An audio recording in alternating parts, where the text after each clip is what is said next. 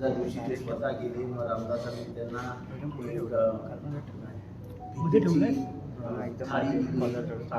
भीक मागत होते वगैरे वगैरे वगैरे. आणि नंतर त्यांनी आपल्या अंगावरचा भगवा कपडा काढला आणि त्यांनी सांगितलं की हे आता तुझं निशाण आहे आणि ह्याच्या पुढेचा राज्य कारभार तू त्या निशाणीवर. मला वाटतं की हे जे कोणी सद्गुरू साहेब आहेत यांची अनेक वेळा काय काय ऐकलेलं आहे. अतिशय छान बोलतात, आवाज छान आहे, काय माहिती अध्यात्मावर पण चांगली आहे. पण नको त्या विषयावर हात घालून त्यांनी एक नवीन वाद निर्माण केला आहे. मला वाटतं हा वाद त्यांनी ताबडतोब मिटवायला हवा.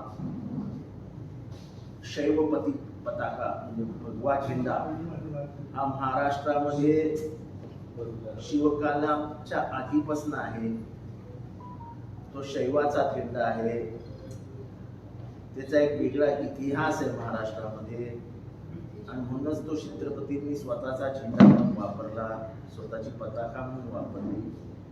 हे अंगावरचं वस्त्र फाडून ही पताका बनलेली नाही. तेव्हा उगाच कारण नसताना नवीन वाद फुटायला नको, नवीन वाद बाहेर यायला नको. माझी सद्गुरूंना एवढीच विनंती आहे की आपण हे शब्द मागे घ्यावे आणि महाराष्ट्राची क्षमा मागावी.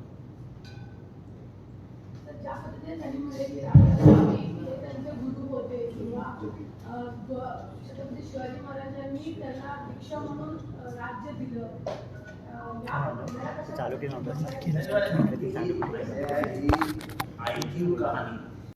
एखाद्या एवढ्या चांगल्या आध्यात्मिक गुरुनी आपल्या जे भक्त आहेत त्या भक्तगणांपुढे येऊन सांगावी आणि त्याच्यातनं गैरसमज निर्माण करावेत हे योग्य नाही. आणि म्हणूनच मी सांगितलं की हे प्रकरण आपल्या म्हणजे मला काही वाद वगैरे वाढवायचे नाहीत, पण हे असं खोटा इतिहास, डिस्टॉर्शन ऑफ म्हणजे इतिहासाचं विकृतीकरण हा महाराष्ट्राला आणि देशाला लागलेला शाप आहे.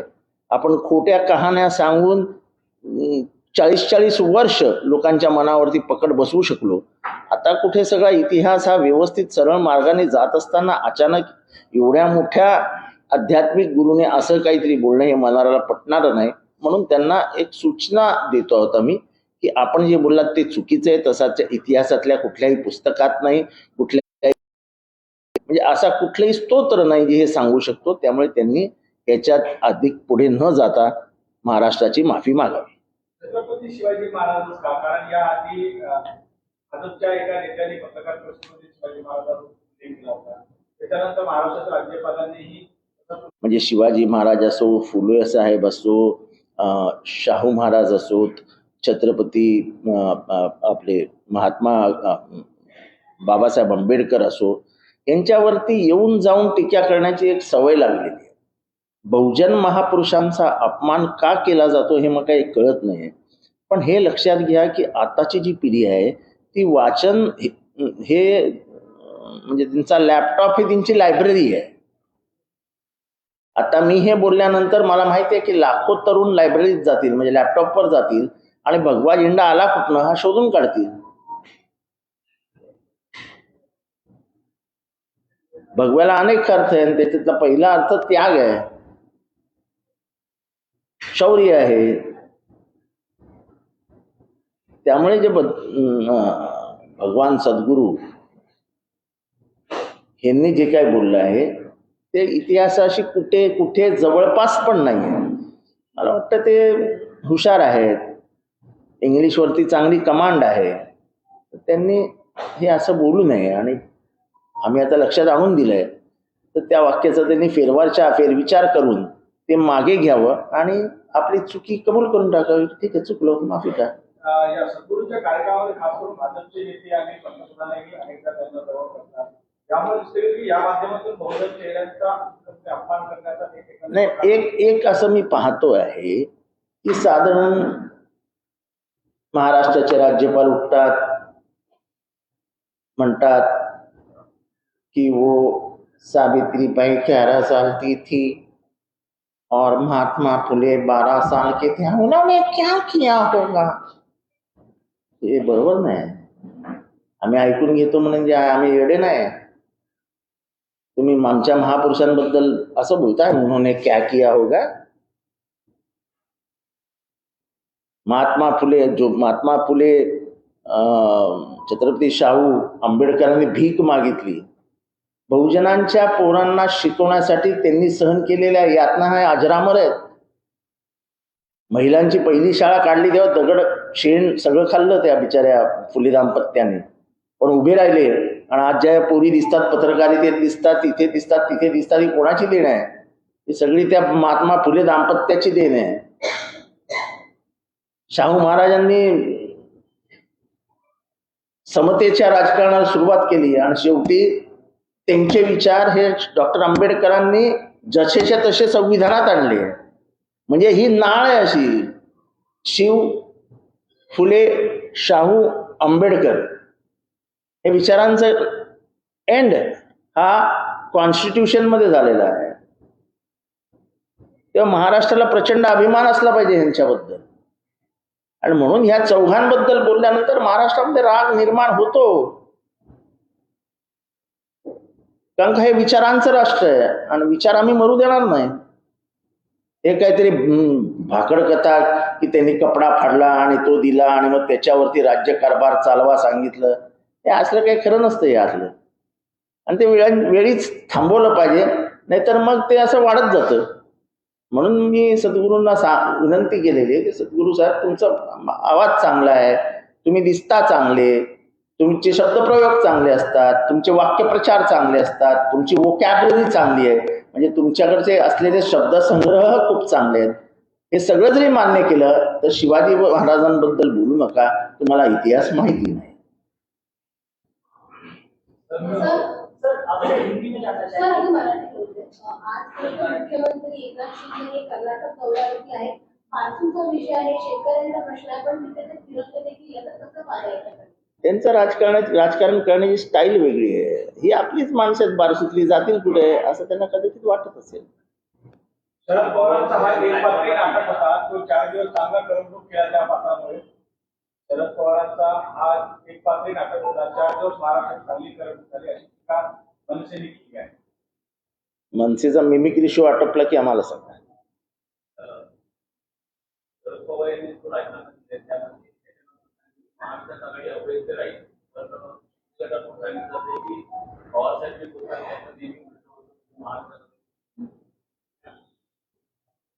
मला माहित नाही त्यांच्यातल्या कुठल्या नेत्याला पवार साहेबांबद्दलचा किती अनुभव आहे. त्यामुळे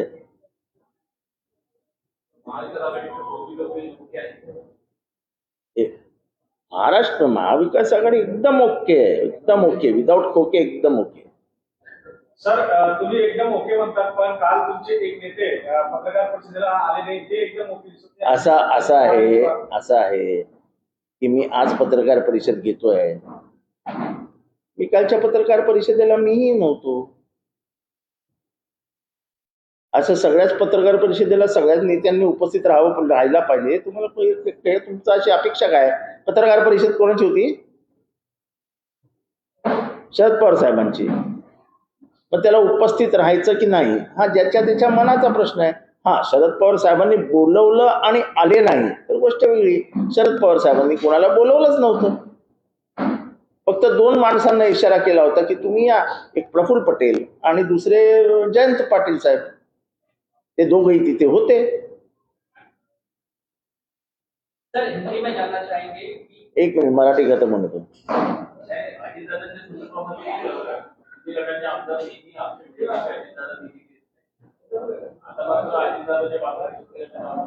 असं ही सगळी दांभिकता होती, ही खोटारडेपणा होता. मला माहिती आहे अजितदादांमध्ये आणि एकनाथ शिंदेमध्ये किती सौख्य होतं, किती पैशाची घेणं देणं व्हायचं, किती निधी कोण कोणाला द्यायचा, कोण कशी कोणाला मदत करायचं, हे मला पहिल्यापासून माहिती आहे. तेव्हा महाराष्ट्राला नाटक करायला ठीक होतं की आम्हाला निधी मिळत नाही, आम्हाला निधी मिळत नाही. निधीचा वाटप काढा, कोणाला कोणाला किती मिळाले, मग बघा काय होतं ते. नगर विकास खात्याला सर्वात जास्त निधी मिळाला, नगर विकास खात्याचे मंत्री होते स्वतः स्वयं मुख्यमंत्री, म्हणजे तेव्हा ते नगर विकास खात्याचे मंत्री होते. सर जयंत पाटलांनी म्हटलंय की शरद पवार साहेबांच्या राजीनाम्या दरम्यान अनेक लोकांनी पाण्यात ठेवून बुडून ठेवला होता. तुम्हाला माहित आहे की 2 लोक आहेत ते पाण्यात ठेवून बुडून नाही, मला पाणी पण माहित नाही देत पण.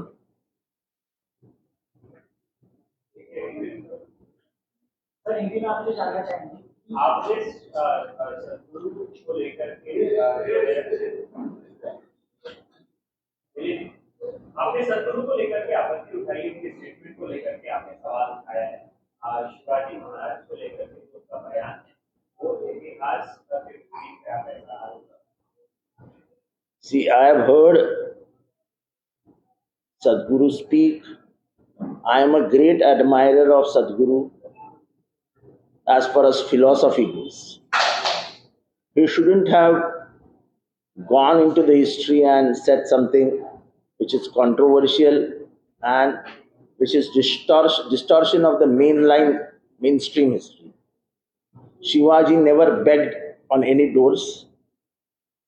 Shivaji never accompanied Ramdas for begging.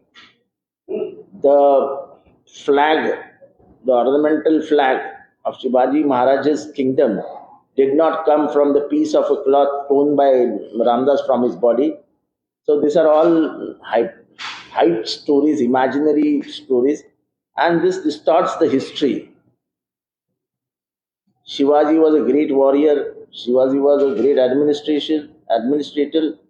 Shivaji was one person who first time in the history showed social engineering, and he was a warrior. He was never a beggar. Not even for 1 minute did he go and beg on any any doors to give him alms.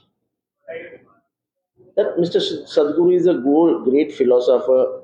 He has a brilliant command over English and is quite impressive. I think he should keep away from this distortion of history. And whatever he has said about Shivaji Maharaj, he should withdraw immediately and apologize to the state of Maharashtra that, okay, I have overstepped. I have overstepped and I'll get back.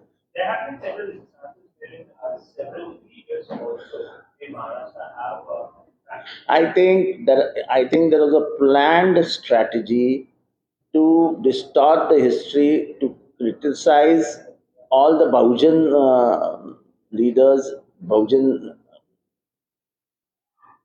like they criticized Shivaji Maharaj, they criticized Phule. Phule was criticized by none other than our governor, and that too also in a very bad way, in a very derogatory way. He criticized Shahu Maharaj, he criticized Ambedkar. The leaders criticized Shahu Phule. Ambedkar said that they used to go beg for the schools. So all this was done to insult the Bahujan Awaj. So who do you think that are behind this? I don't want to blame anybody. Though these individuals don't have brain, the governor had no brains when he said at the age of 12, 13, what does this indicate when you talk about a boy and a girl? Is he a fool? Apart from that, in regards to yesterday's press conference, Mr. Pawar was involved in City Party leaders today, but Mr. Ajit Pawar skipped the press conference. I think you. Story of rift within the NCP. I think you press people want a story so that your days goes happily. There's nothing of that sort. Nothing wrong. I was not there. From 91 to all these years, all the revolts, all that has happened, I am a personal witness to everything. 91. So this is what? 33 years have passed and I have witnessed every event of revolt. Every event of revolt. Yesterday I was not there. How does it matter? A decision has been taken, we know the decision and he is going to announce. So why should we all go there and name? I was not there. Many of the senior leaders were not there. Mr. Pawar in his biography has mentioned several events about several things that happened in Mahavihar. Apart from that, the point was mentioning about Uddhav Thackeray not attending was See, I think you think that everything is fine in Mahavikas Aghadi. Everything is fine. I only hope that Republic reports as it is, and everything is fine. Why do you name Republic? You are from Republic, na? So I am giving you importance. तुम्ही म्हणाला की सगळं काही चांगलं आहे तर आता वज्रमुख सभेची काय तयारी किंवा अशी काही जेव्हा लागेल तेव्हा तयारी होईल, आपण करूया. ये अच्छा हुआ कि आपके ही मुंह से निकला कि वो कहानी है. इतिहास और कहानी में बहुत अंतर होता है. इतिहास कहानी नहीं बन सकती और कहानी इतिहास नहीं बन सकता है. तो मैं एक सदगुरु को चाहने वाला आदमी हूँ. उनके मुंह में जो सरस्वती है वो बहुत ही प्रभावित करने वाली है. और ऐसे एक फिलोसोफर ने, आध्यात्मिक गुरु ने, बिना जाने पहचाने, बिना पढ़े एक कहानी बता देनी शिवाजी महाराज के बारे में, वो मुझे बहुत धक्का दे गई. और मैं चाहता हूं कि सदगुरु बड़े दिल से ये बयान वापस ले ले और महाराष्ट्र के लोगों से माफी मांगे. ये वीडियो अभी भी यूट्यूब पे अवेलेबल है, क्या आपकी मांग होगी कि इसे delete किया जाए? वो जो सदगुरु चाहते वो कर दे, हमको उससे कुछ नहीं है. पर उन्होंने जो कहा है ऐसा कभी भी नहीं हुआ है. शिवाजी महाराज किसी भी दरवाजे पे जाके उन्होंने भीख नहीं मांगी है. शिवाजी का महाराज का जो झंडा लहराता है वो किसी के कपड़े से फाड़ के और उसका झंडा नहीं बना था. शिवाजी था. तो ये महाराज के बारे में जो कुछ सदगुरु जी ने कहा है वो बिल्कुल गलत बयान है. वो एक ऐसी बनी बनाई कहानी है और एक इतने बड़े आध्यात्मिक गुरु से बनी बनाई कहानी पे बात करना ये बहुत गलत है. सर, बात संतों की हो रही है. बाबा बागेश्वर एक बार फिर से मुंबई में आने वाले हैं, एक बार फिर से उनकी सभा होने वाली है. उन्होंने पहले भी कई ऐसे बयान ऐसा है. मुझे दुख इस बात का है कि जिस बाबा रामदेव ने तुकाराम महाराज का अपमान किया, जो जगत गुरु कहलाते हैं, और महाराष्ट्र में तो उनका एक अलग स्तर है. महाराष्ट्र के सामाजिक इतिहास में उनका एक अलग स्तर है. उसके ऊपर जब ये बाबा बात करता है, कोई बागेश्वर जो है, मुझे लगता है बुलाने वाले लोग भी बेशरम हैं और खुद तो बेशरम है. अभी चलो बागेश्वर को विषय कल की जो यहाँ पे प्रेस कॉन्फ्रेंस हुई थी पवार साहब की, उसमें कई सारे बड़े नेता शामिल हुए थे, लेकिन अजीत दादा के नहीं शामिल होने के कई सारे कयास लगाए जा रहे हैं. मुझे लगता है कि हमारे बीच में ये तय हो गया था कि पत्रकार परिषद को सिर्फ प्रफुल्ल पटेल और जयंत पाटिल जी जाएंगे और उसके मुताबिक वो दोनों गए. हम लोग कोई भी प्रेस कॉन्फ्रेंस में नहीं गए.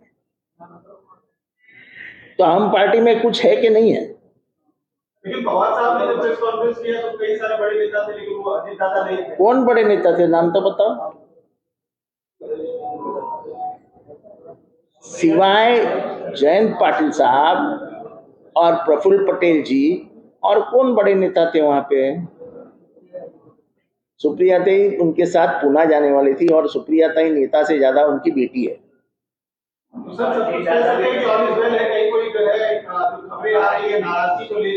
देखो, आप पत्रकारों को अपने टीवी के टीआरपी का शौक होता है, तो जब तक ऐसी बनी बनाई कहानियां आप टीवी पे नहीं डालोगे और एक प्रकार का ऐसा अस्वस्थ माहौल तैयार नहीं करोगे तो टीवी देखेगा कौन. सर, एक मेरा सवाल, आपका भी एक कैलकुलेशन है ना. सर, लेकिन धुआं तो वही उठता है जहां आग लगती है ना. खबरें वही आती है आपको जहां धुआं दिखता है वहां धुआं नहीं है, ऐसा हमको दिखता है. तो आपके नजर में और मेरे नजर में फर्क है. सर, एक मेरा सवाल था जिस पर मेरा एक सवाल था जिस पर आपकी मुहर चाहिए कि जिस दिन फवाद साहब ने अपना इस्तीफा ऐलान किया तो शाम को उनके निवास पर सभी की बैठक थी जिसमें आप शामिल थे, जहां पर अजीत दादा और पाटिल साहब के बीच में, जयंत पाटिल साहब के बीच में कुछ बातों को लेकर विवाद हुआ, जिसे लेकर कल फवाद साहब ने उनके सामने सॉरी भी कहा कि उनके इस्तीफे के बारे में अजीत दादा को मालूम था, बाकी इन लोगों को नहीं बताया गया था. पर मैंने पहले ही बताया था, ये सब बात छोड़ दो कि शरद पवार जी को इस्तीफा देने का वैयक्तिक कोई अधिकार नहीं है। अब वो शरद पवार पर्सनल नहीं रहे, वो एक प्रॉपर्टी है, एक राष्ट्रीय संपत्ति है जो सबकी है। तो शरद पवार जी ऐसा इस्तीफा दे ही नहीं सकते, कैसे दे सकते हैं? हमारी पूरी जिंदगी उनके ऊपर है, तो हमको पूछे बिना, हमको समझे बिना वो इस्तीफा कैसे दे सकते हैं? और इसलिए मैंने पहले दिन से मैं कह रहा था कि ये इस्तीफा गलत है और उनको वापस लेना ही पड़ेगा। वो हुआ। इसी को आपने बीच में रोक दिया से, ये आपको लगता है कि जब दोनों के बीच शब्दों का वार चला और साथ ही तो पार्टी साथ ही, तो कहीं एनसीपी में विभाजन का। देखो ऐसा है क्या, तुम्हारे माँ और पिताजी में झगड़ा नहीं होता है क्या? घर है भाई हमारा, पवार साहब हमारे पिताजी है और नीचे हमारा घर है। घर में लड़ाई झगड़े तो चालू ही रहते हैं। घर में बर्तन नहीं बजेंगे तो किचन है पता ही नहीं चलेंगे। घर वाले साथ में रहते तो पवार साथ ही नहीं। ऐसा है, जब कठिन समय आता है तब घर वालों ने साथ रहना चाहिए, और उनका घर अजित पवार तक मर्यादित नहीं है ना, यही तो आप गलती कर रहे हैं। पूरे भारत में उनका घर है, इसलिए स्टालिन उनको फोन करता है, कहता है कि इस्तीफा मत दो। कश्मीर से अब्दुल्ला साहब फोन करते और कहते इस्तीफा मत दो। बिहार से नीतीश कुमार फोन करते, कहते इस्तीफा मत दो। राहुल गांधी जी फोन करते, कहते इस्तीफा मत दो। सोनिया गांधी जी फोन करती है, कहती है इस्तीफा मत दो। चंद्रबाबू नायडू कहते हैं कि इस्तीफा मत दो। ममता बनर्जी कहती है इस्तीफा मत दो। उद्धव ठाकरे जी कहते हैं इस्तीफा मत दो। तो इसका मतलब केंद्र की राजनीति में, केंद्र की आने वाले दिनों में जो सियासत होने वाली है, इसका ये प्रमुख आधार है, और उस आधार को संभाले रखना ये पूरे देश के नेताओं ने अपनी जवाबदारी समझी। तो हमको भी, हम महाराष्ट्र के कार्यकर्ताओं को भी अच्छा लगा कि हमारे नेता का कद कितना बड़ा है, कि पूरा देश चाहता है कि वो वहीं रहे। और मुझे दूसरे बात की खुशी है कि एट द एज ऑफ 83, 18, 19, 17 साल के बच्चे खून से लेटर लिख रहे थे कि साहब इस्तीफा वापस लीजिए। ये जो 83 to 17, 18, ये जो गैप है, वो गैप में भी शरद पवार फिट बैठ गए। जनरेशन गैप जिसको बोलते हैं, वो गैप ही नहीं दिख रही है। 30 साल का नौजवान भी बोल रहा है शरद पवार चाहिए, 40 साल पे मुझे बुढ़ापे की तरफ बढ़ रही जो जनरेशन है वो भी कहती है कि शरद पवार चाहिए। यानी शरद पवार ने लोगों को कैसे अपने दिलों से जोड़ा है, इसका एक उदाहरण महाराष्ट्र में 3 दिन दिख रहा था। महाविकास आघाड़ी की जब बात होती है तो 3 मुख्य जो दल हैं उनमें से उद्धव ठाकरे गुट भी आता है, और उसी के संजय राउत अपने सामना के संपादकीय में लिखते हैं कि कुछ एनसीपी के नेता बीजेपी के नाम पे सवारी करने के लिए तैयार है। ऐसे में जब अजित पवार शरद पवार के साथ प्रेस कॉन्फ्रेंस में नहीं दिखते हैं, सवाल उठते हैं, तो कितना जायज? ऐसा है, कल प्रेस कॉन्फ्रेंस में कितने नेता ऐसे थे जो नहीं थे, है ना? मैं स्वयं वहां से चला गया था। मैं अपने आप को नेता नहीं कहता हूं, कार्यकर्ता हूं, लेकिन इस सब लड़ाई में मैं आगे था। पर लेकिन जब लड़ाई खत्म होने का वक्त आया तो मैं वहां पर नहीं था। तो मैं कहीं जाने वाला हूं? नहीं जाने वाला हूं। लेकिन संजय राउत बार-बार सामना में इस तरीके की बातें लिख रहे हैं। देखो ऐसा है, संजय राउत एक स्वयं पत्रकार है, सामना में सालों साल लिखता है, और उसने क्या लिखना चाहिए ये तय मैं नहीं कर सकता। मैं अभिव्यक्ति स्वतंत्रता के ऊपर बड़ा गहरा विश्वास रखने वाला आदमी हूँ, भारत के संविधान के ऊपर विश्वास रखता हूँ। वो संपादक है, वो लिखे। हर संपादक ने लिखी हुई बात सच आती है, ऐसा कभी हुआ है क्या? वो आपकी पार्टी के ऊपर सवाल उठा रहे हैं। तो वो पार्टी, ऐसा है कि कोई भी आप लोग सवाल पूछते हैं, कभी कभी उल्टा सुल्टा छाप देते हैं आप लोग भी, जो कभी होता ही नहीं, आपके टीवी चैनल पे चल जाता है। आपको वो अधिकार है, इसलिए गणतंत्र जीवित है। गणतंत्र में आपको अधिकार है बताने का, कहने का। वो सब बातें सच्ची है ऐसा नहीं होता है। आप भी कई बार गलत खबरें देते हैं, पर वो आपका दिया हुआ, डॉक्टर बाबा साहेब अम्बेडकर ने संविधान में दिया हुआ मूलभूत अधिकार है, उसको कभी भी किसी ने भी उंगली नहीं लगानी चाहिए। संजय राउत ऐसा जर्नलिस्ट जो लिख रहे हैं वो गलत खबर लिख रहे हैं, आप ये कह रहे हैं?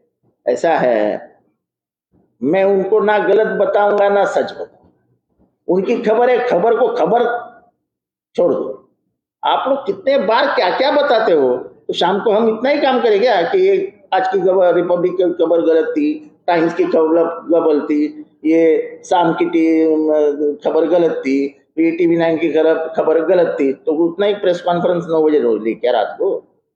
देखो मैं आदमी ऐसा हूं कि मेरे पर इतने इतने तुम लोगों ने तलवारें चलाई है, मैंने कभी मुंह खोल के भी नहीं बोला है यार भाई जख्म हो गई। अब चलाते हो चलाओ, उसमें क्या है।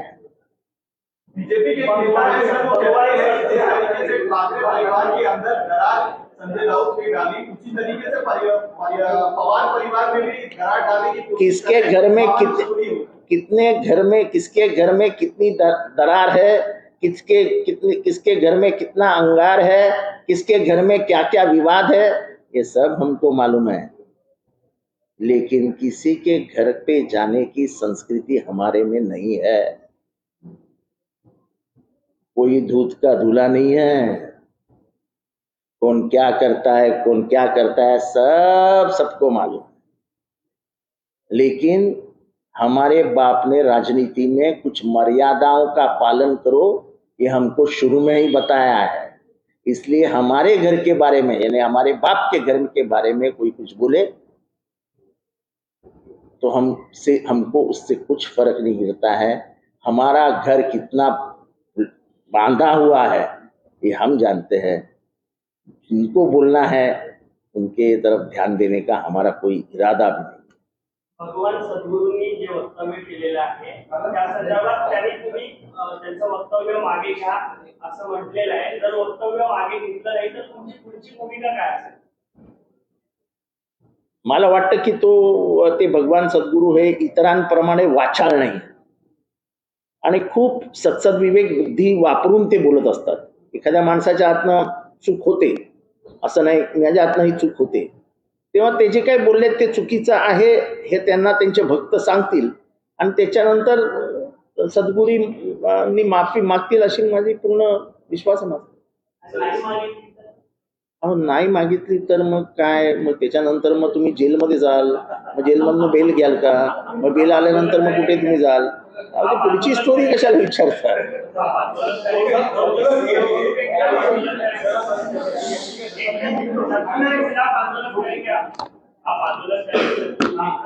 हर चीज टीवी पे नहीं बताई जाती है, कुछ हमारे लिए भी रखो मिस्टर संदीप जी। सर मैं ये भ्रष्टाचार 2024 के लिए मीटिंग में ये जो बातें होती है चंद्रा और प्रोग्रेस की बातें होती है, अब जबकि several national leaders Rahul Gandhi तमाम लोगों ने पवार साहब को कॉल किया है, कंसर्न दिखाया है, तो ये Sharad Pawar now will be the base of the opposition. See, I am not talking about that.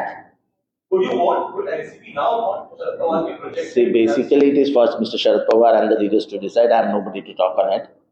The only thing I wanted to tell you was the utility of Mr. Pawar.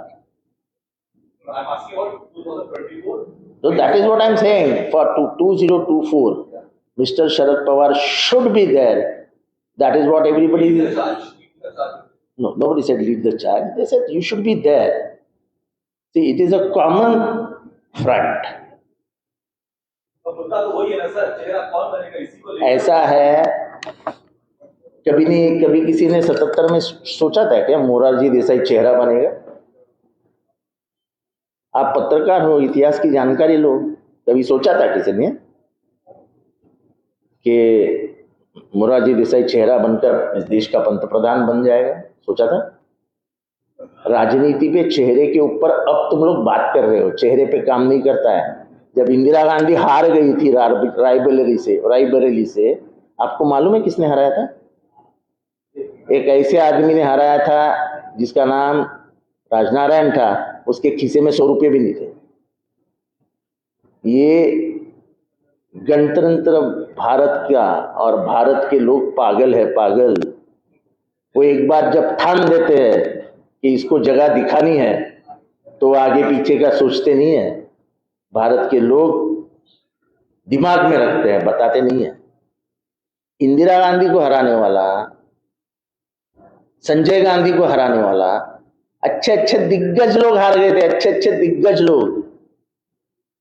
मैं आपको बंबई की एक लड़ाई बताना चाहता हूँ, ये टीवी में एक बात बताना चाहता हूँ। एक बंबई में बड़ी लड़ाई हुई थी। उस वक्त बंबई के शहंशाह थे सक्का पाटिल। लोकसभा का चुनाव हो रहा था साउथ मुंबई का, और उनके सामने खड़े थे जॉर्ज फर्नांडिस। जॉर्ज फर्नांडिस के खीसे में 10 रुपये नहीं थे, 10 रुपये।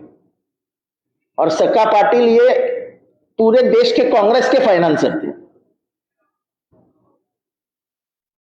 तो उनको एक दोस्त ने पूछा इसी मजाक में कि जॉर्ज खड़ा है, जॉर्ज बहुत भारी प्रचार कर रहा है। बोलता है मेरे को भगवान भी नहीं हरा सकता। ये किसके लिए थे? सक्का पाटिल के। यानी सक्का पाटिल के पैरेलल नेता ही नहीं था बंबई में। और जॉर्ज सिर्फ लोगों को जाके इतना कहता था आप उनको हरा सकते हो। आखिर 1.5 लाख की पिछाड़ी से सक्का पाटिल पीछे चले गया और जॉर्ज फर्नांडिस का सूर्योदय हो गया। तो ये हार जीत ये बातों पे नहीं होती। ये चेहरा है क्या, वो चेहरा है क्या, वो चेहरा है। कहीं कभी दुनिया ने सोचा था कि ट्रंप प्रेसिडेंट बनेगा?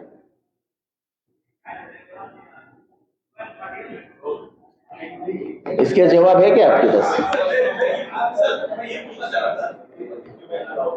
मैं ये कहना चाह रहा था Congress says that it is central to be opposition unity. और जब शरद पवार अपनी किताब में लिखते हैं कि when it came to the formation of MPA, it was not very accommodating and it was then it realized national party status. I don't know about that. I only think how much people respect it. और वो जो मैंने कहा था ना, भारत के लोग, यानी भारत के लोग कितने शांत बैठ के एक रिवोल्ट खड़ा कर देते हैं, वो समझ में भी नहीं आता है। जब इंदिरा गांधी के टाइम वो खड़ा हुआ था, बहुत ज्यादा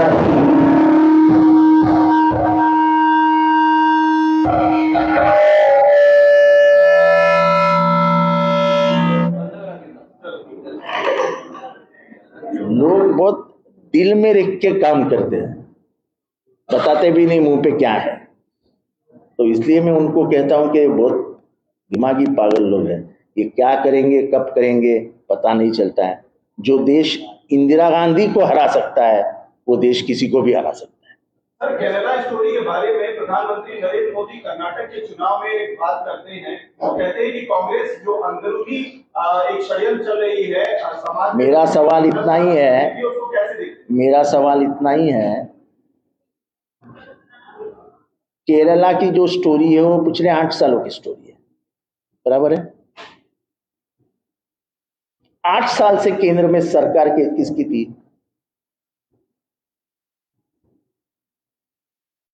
केंद्र की कोई जिम्मेदारी नहीं है, ये राज्य की जिम्मेदारी है।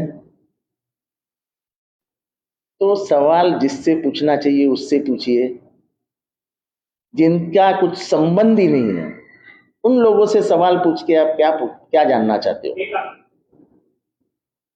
ये तो सवाल का जवाब पूरे देश को प्रधानमंत्री ने देना चाहिए कि असलियत क्या है।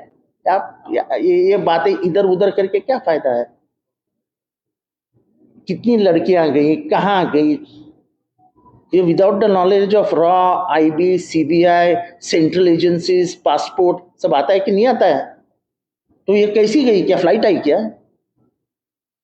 ठीक है, मैंने जैसे कहा कि तुम लोगों को गुमराह कर सकते हो, लेकिन सवाल आज नहीं तो कल पूछे जाएंगे कि 30,000 लड़कियां जब जाती है तो केंद्र को मालूम भी नहीं पड़ता है, और अचानक पिक्चर के द्वारा आके आपको पता चलता है।